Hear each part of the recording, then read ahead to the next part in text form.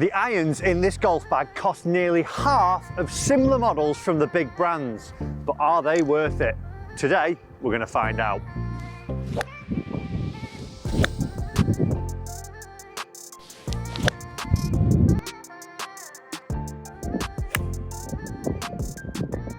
So the irons in question are these, the new CB and MB combo set from Haywood Golf.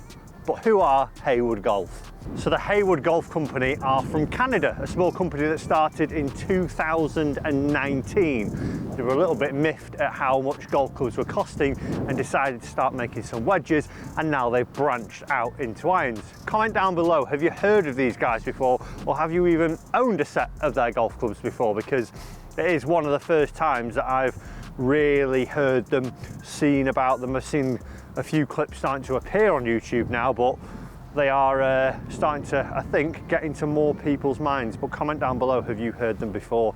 So knowing those bits, how do they actually stack up against the big manufacturers? We're going to hit some shots here out on the course and get a feel for them and find out how they actually do perform. Picked a good day with it being 40-mile-per-hour wind. That is just amazingly windy. I've got 5-iron from 120 and I've not made it. Struck it well as night and it actually felt a pretty good strike there.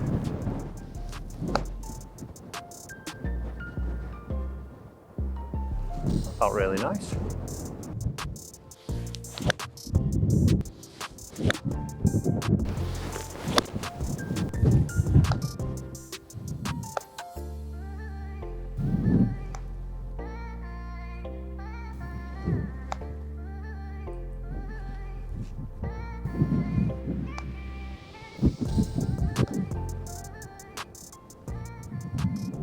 So I think the first place to start is how they look, you know, how they look in hand, and then what do they look like compared to, say, one of the big brands? Because I think if they don't look good, they're not really going to stand a chance of getting in many people's bag. Comment down below how many of you as well pick irons based on, or pick golf clubs on how they look. And with these Haywoods, being a CB and an MB set, they've got the classic look about them. There's not much going on. There's a cut line running through the centre of the bladed irons, which are running from 8 to pitching wedge. And then in the 4-iron to 7-iron, we see a cavity, again with a little bit of a cut line, and then just the simple Haywood logo. Now, if we were to almost blur the logo out on the Haywood bit, and you know, you put any of the other big brands on there, you could say, yeah, it's a great looking iron. It's got the satin chrome finish to it. It's got a little bit of milling on the back of the blade, and also on the face we see no shininess in terms of the toe and the heel, that sort of mirrored finish.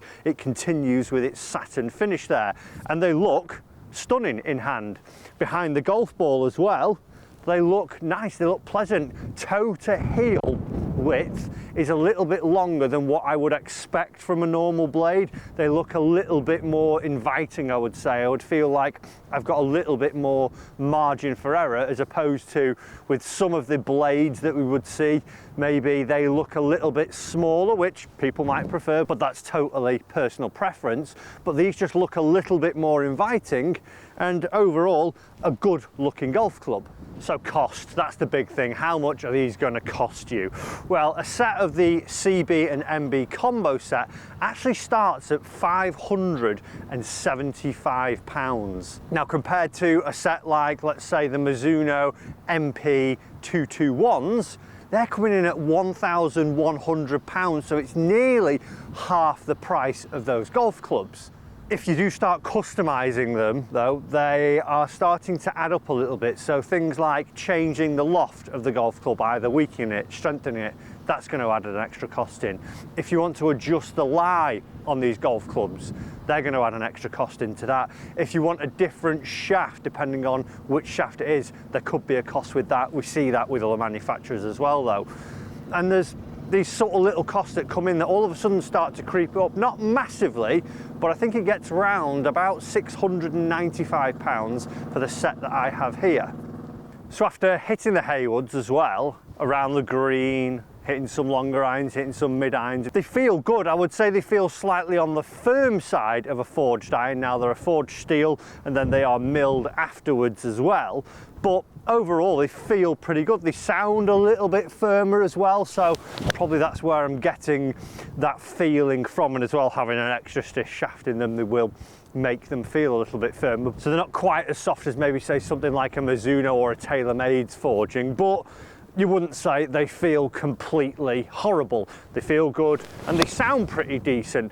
Workability wise as well, out on the golf course, able to manipulate them a little bit. Obviously very windy here today, so being able to knock them down, being able to hit little shots with the wedges and things is something that I'm able to do with these. I don't really know about distance because of how windy it is out here, so I just want to hit a few balls comparing 6-iron versus 6-iron against a Mizuno to see what that would be like when they come out. So comment down below as well, would distance actually matter to you on a purchasing decision? Would it be something that if a no-name brand was actually shorter than a big name brand, would that actually really put you off, or you're not bothered at all? Let's see what the Haywood has to offer.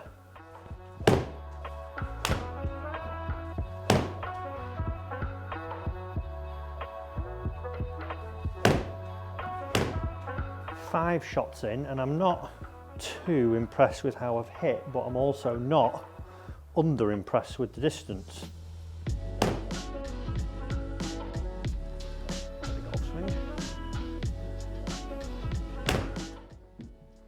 I'd take them if they went like that every time.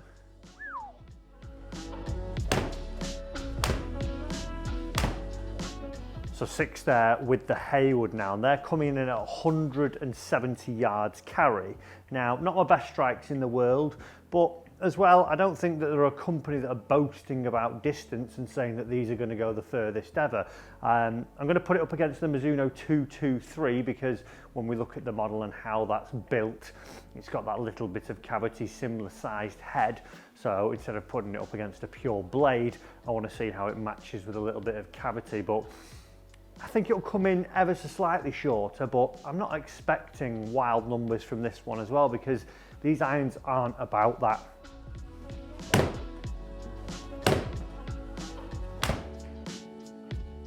The poor strike. Very similar on the poor strikes there, which is good to see.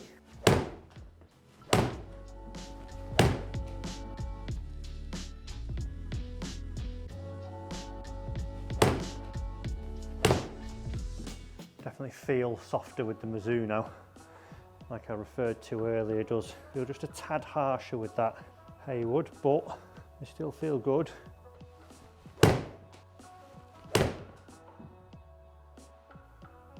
Oh wow, we've got a glitch.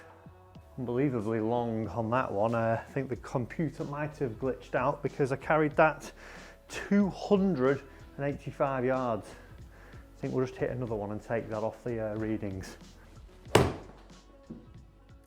So after collecting some data with the Haywood and the Mizuno 223, it's interesting to see that there's actually 7 yards difference between them.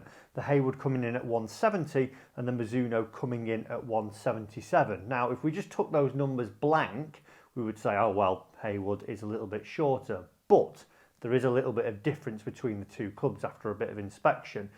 The Haywood's loft is 30 degrees, as where the Mizuno's is 28. And also, there is a tiny hollow-bodied construction in the Mizuno, which is designed to give a little bit more distance. So for something that is just basically a pure forged cavity back, it's standing up in terms of loft to something that's got a little bit stronger loft than it. But if we actually took 2 degrees of loft off the Haywood and made it a 28 degree iron like the Mizuno, and we worked on the basis that 1 degree of loft equals about 3 or 4 yards, we would see that it would be right up there. So interesting, those shots out on the course, maybe because of the conditions, felt that they were going a little bit shorter, but after the testing, they seem to be standing up. But let's get back out on the course and do some more testing.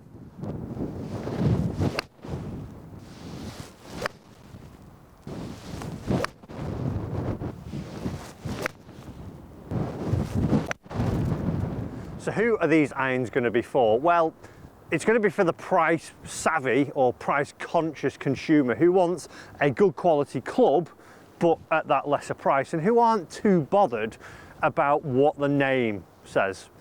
One thing that I do query though is all about the fitting program with these, because we've seen other brands before like these. We've seen the sub 70s, we've seen the Tacoma irons that look very similar, they perform very similar, and overall are very good irons and stand up and also sit in a similar price bracket. One thing with the Haywoods though that I have noticed when you go onto their website is that they do offer fitting locations in the US. So if you are one of the US viewers, you'd be able to go to one of these outlets and then potentially, it doesn't really state too much about it, but I would think you'll be able to actually try them and then go and get the correct spec for you, which is going to be massive for a set like this, because the big problem that I see over here in the UK, we can't actually go and try these unless you buy them and try them. You would then be able to use the 7-iron as a demo club. If you don't like them, you get them refunded. But if you didn't do that, there's no way of actually trying these golf clubs. And yes, they're cheaper, but even so, at £600 round that mark, still a lot of cash to actually throw out on a set of clubs that you've never tried before. But answer me this question: are you actually someone who is bothered by fitting? Because I think it's very important, but what I get from a lot of people now is that they would actually go, well, they're half the price of the Mizunos, I'm going to try them and see them if they work, and I'd actually just stick with them regardless of what it is. I know I need somewhere around standard, that'll do. My level of golf isn't actually going to be affected by the golf clubs. Comment down below, let me know that. Let's hit a few more shots and I'm going to give you my full and final thoughts on these Haywoods.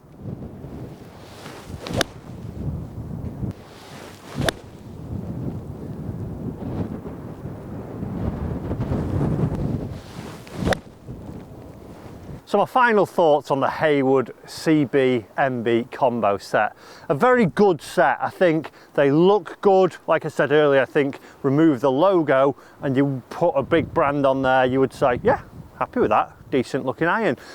In terms of feel, workability, playability, very good. I think definitely with that slightly longer blade length, there is that air of forgiveness, especially in the longer irons. One thing that I didn't mention is that it didn't feel like there was a lot of bounce on these irons. So if you are someone who takes big divots already, I would think that they would be a little bit of a turf wrecker for you.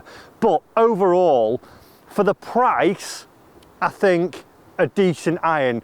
I don't think I'd put them in my bag, just simply for the fact that there isn't enough wow factor there for me to go, oh my God, I need to play these. But for £600, I think a set for people who want that forged iron, who aren't that brand conscious, I think they're a great set. And if you are over in the US as well, and you can go and get them tested before you buy, a good looking iron. Comment down below, would you actually start to play one of these sets that we see from manufacturers now who we don't know at a lesser price, or are you still conscious of the brand name and swaying towards their reputation and years in the business?